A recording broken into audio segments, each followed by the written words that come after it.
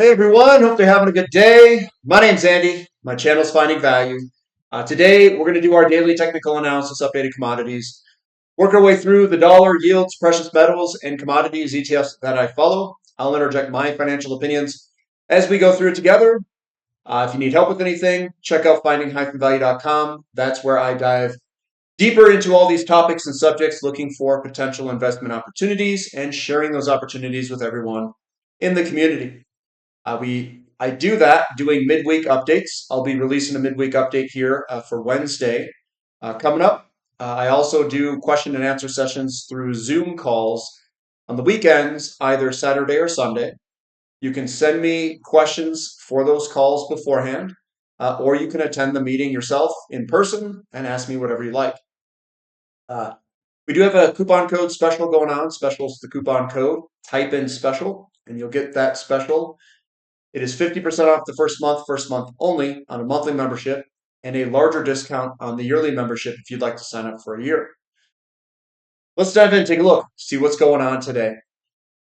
Starting with the DXY, I still think this looks good to go higher. What is making my decision here? This falling wedge. That falling wedge, the lack of selling pressure in that circle there, makes me think that this is going to work its way on up in the short term. Now, some people say, Andy, I thought you were going to see a weakening dollar. I do think we will see a weakening dollar. I just don't think it's right here. So you're talking different time frames. Different time frames. Yields are generally what drive a stronger dollar. It is the strength of yields backing the United States currency versus yields of other currencies. And then we compare whatever's backing those currencies and the strength of monetary policy, and then we price off the currencies against each other, aka the DXY. The 2-year yield, this looks good to go higher. It looks like a shoulder, a head, and a shoulder that's ready to break higher. So that's what I see in the short term for the 2-year yield. We've got the 10-year yield down slightly, but again, we're underneath resistance, not a lot of selling pressure pulling up off of a falling wedge, which is all bullish formations to go higher. The 30-year yield down a little bit. You know what that is? Bullish. It's a bullish formation, and it's a flag pattern. Looking good to go higher. You have another flag pattern here that's developing inside of that pattern. Again, when you look at these patterns, you can look at these things from a big long-term view. Like this is a really long-term view. Downtrend in rates, increasing rates, downtrend in rates, increasing rates. Inverted shoulder, head, shoulder. That's your bottoming pattern. And if you go look at TLT, that's just flipped the other way around. And now we are moving up, and this is just a big flag pattern that is bullish to break higher. TLT is the flipped opposite of what I just showed you. This is a shoulder, head, shoulder topping pattern because this is bond prices, not yields. We are breaking lower over time. So when I look at these charts, I keep this long-term view in the back of my head. And then when you zoom in, I've got this bias where we've got a long downtrend, secular downtrend, pulling us lower. In the short term, though, we were up a little bit today, 0.5%. But again, there's no real structure here that I can tell that we're going to go either up or down. It's kind of mixed. The green and red candlesticks are roughly the same. I mean, maybe the Federal Reserve is in there buying stuff to make this look a little bit. I mean, they're not doing that on purpose. They're doing it to keep yields down. The 2 and the 10, I've made this comment before. This looks like it wants to go higher. What makes my opinion there? It's this big green candlestick right here. That one right there. Whenever you get a large jolt like this to the upside, it's like the end of trend move. So we would come into a falling wedge. We did a false breakdown with an end of trend move there. And then you can see that we're starting to like gain a little bit of momentum. You can see the lows coming up. coming up, and I think we're going to invert the curve again. I know it's weird. I know a lot of people think we're going to have a recession and this yield curve is going to uninvert, but it's not what I'm seeing in the short term here, at least not yet. TYX TNX ratio, this looks like it wants to fall and invert. We've got a rising little wedge here. We've got some good, strong selling pressure, or coming on down, I should say. Very weak bounce there. That looks good to go lower. Invert the curve. Gold may not like the inversion of this curve. Oil's going to love it. Gold's going to hate it. Potentially. Potentially. We're seeing gold still consolidate. We're consolidating sideways. Now, I don't see any negative patterns here. They look good. So even though I'm looking at the yield curve potentially reinverting, stuff like that, gold doesn't look bad. I don't see a ton of selling pressure, not really a ton of reversal candlesticks. It's holding together quite well in this consolidation here, at least so far. Silver, look, small down day today, but we're at 36.70 or so. This thing could fly at any time. This looks fantastic. Higher, higher, higher. Platinum also breaking out. This looks absolutely fantastic. Whenever you get these vertical moves, this is usually when I don't jump in. I jump in before when things are squeezing like into corners here. Even better is what I do is I look at the lows and I try to buy the lows. So I try to when it comes back, I try to get there, try to get there, try to get there. Like right where those circles are, that's where I try to accumulate. And now, pretty good move up, and I think we'll continue higher. So palladium's down 1.25%, and that also looks pretty good. It looks like a double bottom here. We can also look at fractals. Fractal analysis is when you look at patterns. So what I think is occurring is that we're going to go through this cycle again.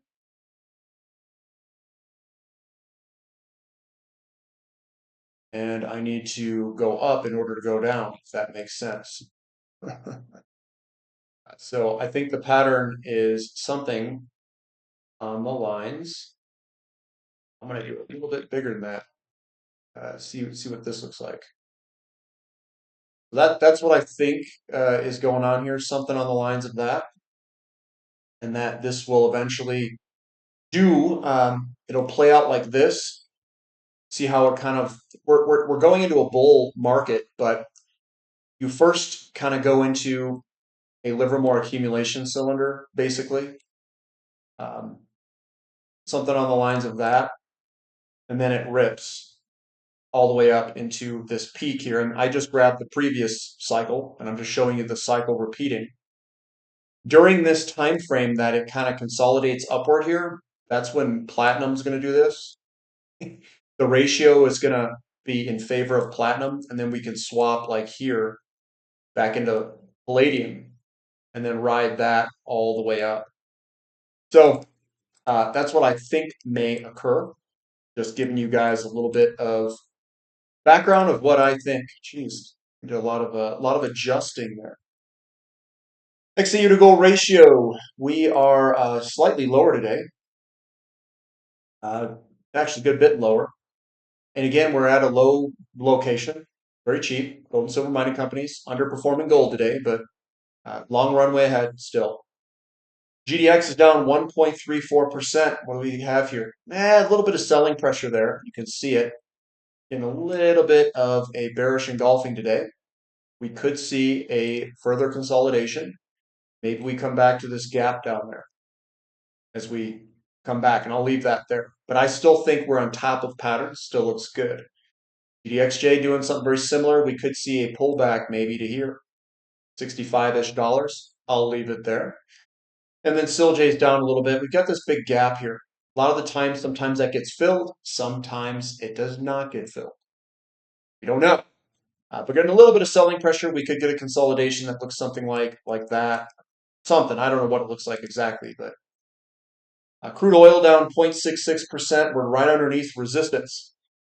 We're at the bottom of this pattern chart here. I can yank that down, put it like this up a little bit like that, somewhere in there. We're right in that resistance area on the downside of this pattern, on the underside of it. So we're trying to break through. A little bit of selling pressure today. Again, it's not a lot of selling pressure. We've got support right underneath us here, and we'll see what happens ping-ponging between resistance and support here. TTF gas down 2.22% today. We've got the falling wedge. That's generally a bullish formation. So I'm still bullish on it. I still think this is going to go higher, but we are getting a little bit of choppiness on the right-hand side of this falling wedge. Natural gas down 3%. We're still underneath resistance. I'm not panicking at all. It's if it takes time to break through, it takes time. But the bullish fundamentals for natural gas are undeniable. They are going to be a massive force to try to yank natural gas in America higher through LNG takeaway capacity. So I think nat gas is just going to pause here for a little bit. We'll maybe eat through some inventory, and then I think we have to kick the rig count back up and get natural gas prices probably above $4 at least, at a minimum. Probably more likely like $5, $6, $7, $8. Our boy XOP, yeah, you know me, not really following natural gas or crude oil prices. We're up 1.5%. Got a little bit of selling pressure throughout the day. You can see that we pulled back. So this is the pre-market. We pulled on up quite vigorously. We've got nice, good support down here, so we didn't really pull back that far. We can also throw a downtrend line. So we're in a downtrend.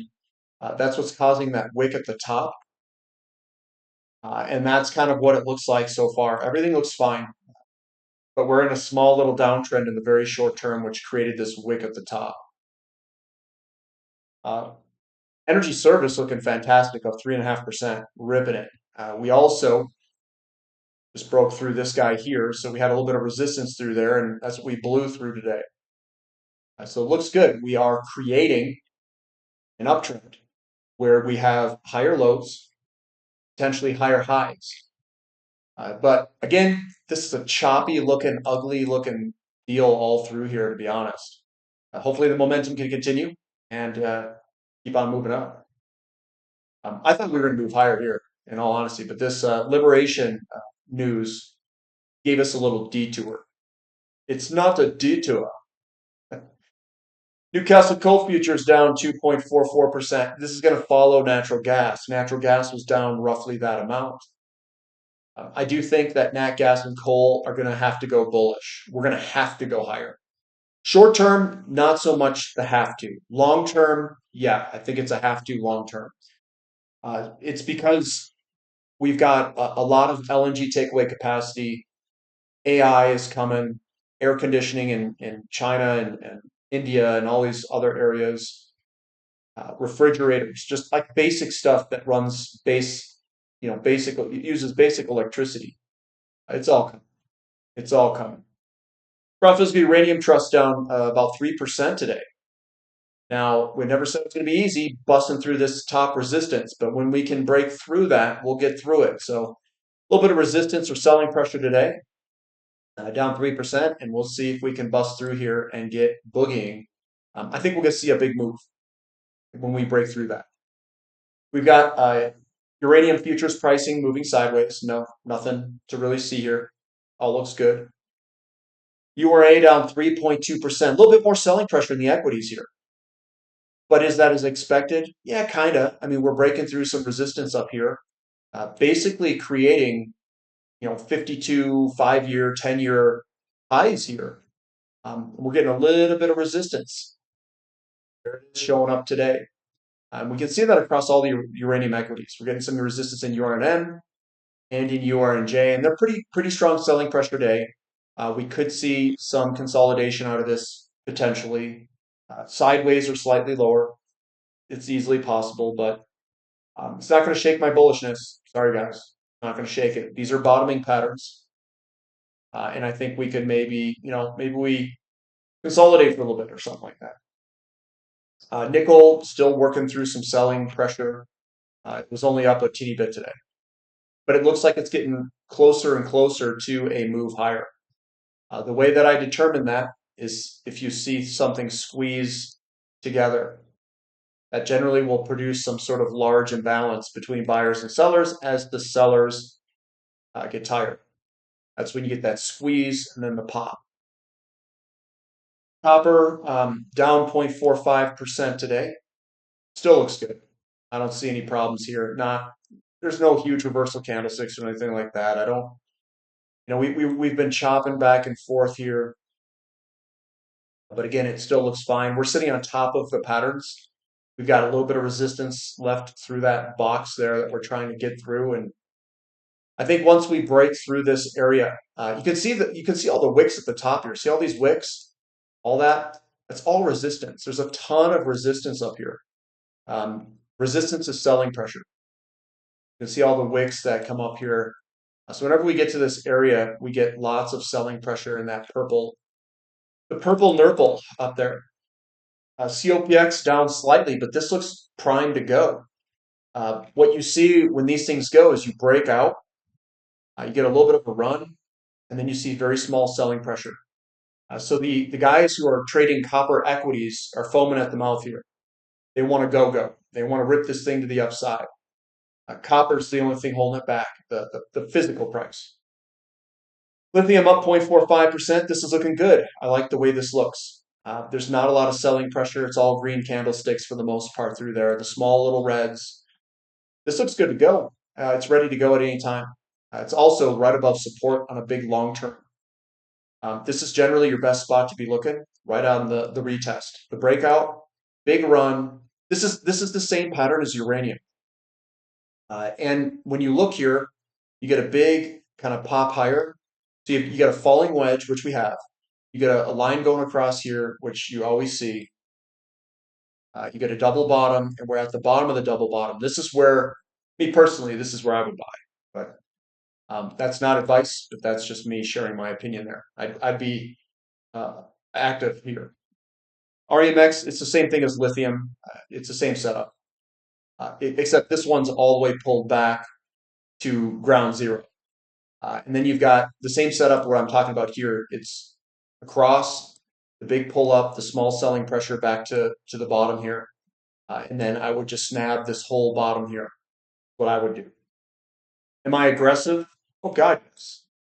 And would I be patient? Oh God, yes. And then it's going to be party time soon, I think.